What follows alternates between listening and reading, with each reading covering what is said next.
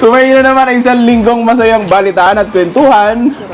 Forecast for today, 100% chance of new opportunities. Kaya huwag kalimutang magdala ng payong kung uulan at ng positive energy kung saan man gigimik ngayong weekend.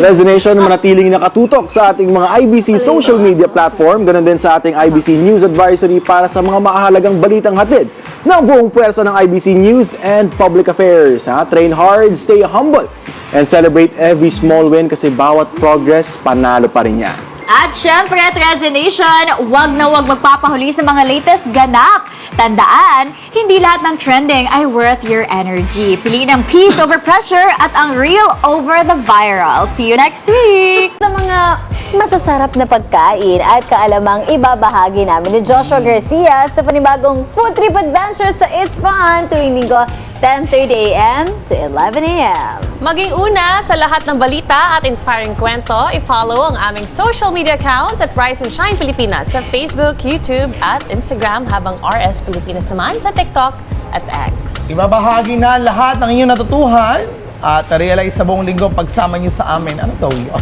Let's light up and share that joy, mga ka-RSP. We shine bright.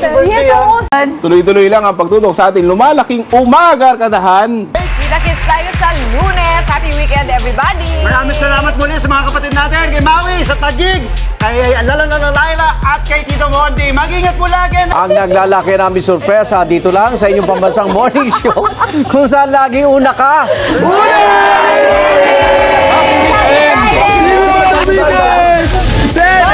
Diyan ka lumalasigan. Lunes! At tayo sa GMA at to Prime.